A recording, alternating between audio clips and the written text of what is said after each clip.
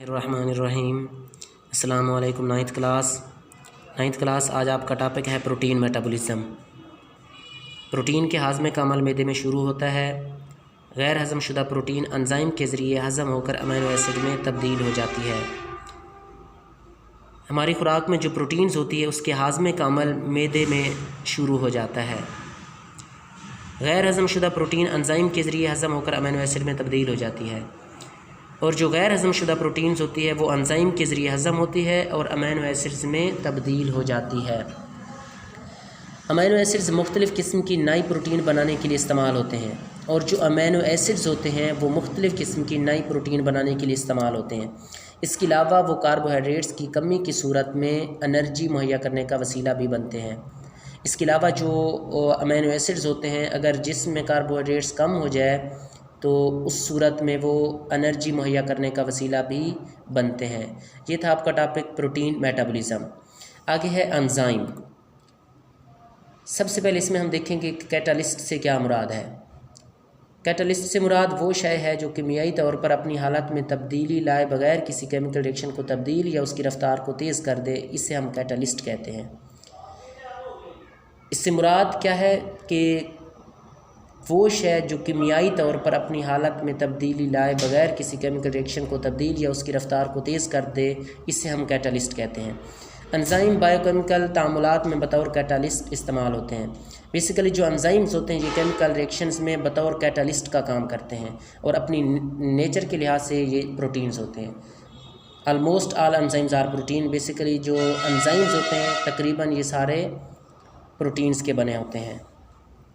Enzyme मुख्तलिफ़ catabolic और anabolic reactions को तेज़ कर देते हैं। ये जो एंजाइम्स होते हैं ये मुख्तलिफ़ केमिकल रिएक्शंस को तेज़ करते हैं। वो रिएक्शंस कैटाबॉलिक भी हो सकते हैं और वो रिएक्शंस एनाबॉलिक भी हो सकते हैं। एंजाइम नहायत कलील मिकदार में दरकार होते हैं। किसी भी केमिकल रिएक्शंस को तेज़ करने के लिए या उस रिएक्शंस को तब्दील करने के लिए एंजाइम की बहुत ही कम मिकदार चाहिए होती है। ये अपने अमल में मखसूस होते हैं, और जो एंजाइम्स होते हैं ये स्पेसिफ़िक होते हैं, अपने काम के लिहाज से ख़ास होते हैं। मसलन अमाइलेज़ एक एंजाइम है जो स्टार्च पर अमल कर सकता है। ये प्रोटीन्स और फैट्स के लिए इस्तेमाल नहीं होता। अमाइलेज़ एक एंजाइम है जो सिर्फ़ और सिर्फ स्टार्च पर अमल कर सकता है, और ये प्रोटीन्स और फैट्स पर अमल नहीं कर सकता। प्रोटीन्स और फैट्स पर अमल करने के लिए कोई दूसरा एंजाइम होना चाहिए। वो अशिया जिन पर एंजाइम अमल करता है उसको हम सबस्ट्रेट कहते हैं।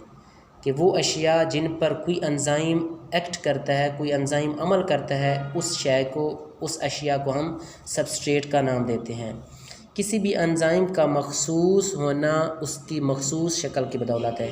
एंजाइम अपने काम के लिहाज से, अपने फंक्शन के लिहाज से मखसूस होते हैं, ख़ास होते हैं।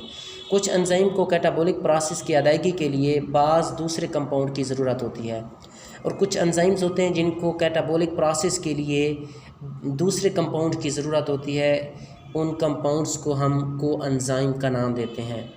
कोएंजाइम जो होते हैं बेसिकली वो नॉन प्रोटीन्स मादे होते हैं, वो नॉन प्रोटीन्स के बने होते हैं। ये था आज का आपका टॉपिक। सबसे पहले आपने प्रोटीन मेटाबॉलिज्म देखा, उसके बाद आपने एंजाइम देखा। जल्दी से मैं इसको रिवाइज़ करा देता हूँ आपको कि प्रोटीन मेटाबॉलिज्म में आपने देखा कि जो प्रोटीन वाली खुराक होती है वो उसका जो हाज़मे का अमल होता है वो मैदे में शुरू होता है।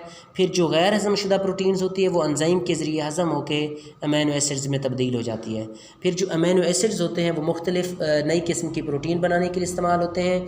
इसके अलावा अगर कार्बोहाइड्रेट्स जिस्म में कम हो जाए तो ये जो मुख्तलिफ़ अमीनो एसिड्स होते हैं ये एनर्जी मुहैया करने का वसीला भी बनते हैं। इसके बाद आपने देखा एंजाइम। एंजाइम में सबसे पहले आपने देखा कि कैटालिस्ट क्या है, कैटालिस्ट से क्या मुराद है। कैटालिस्ट से मुराद वो शय है जो कीमियाई तौर पर अपनी हालत में तब्दीली लाए बगैर किसी भी केमिकल रिएक्शंस को तब्दील या उसकी रफ्तार को तेज़ कर दे, इसे हम कैटालिस्ट कहते हैं। एंजाइम बायोकेमिकल तामुलात में बतौर कैटालिस्ट इस्तेमाल होते हैं।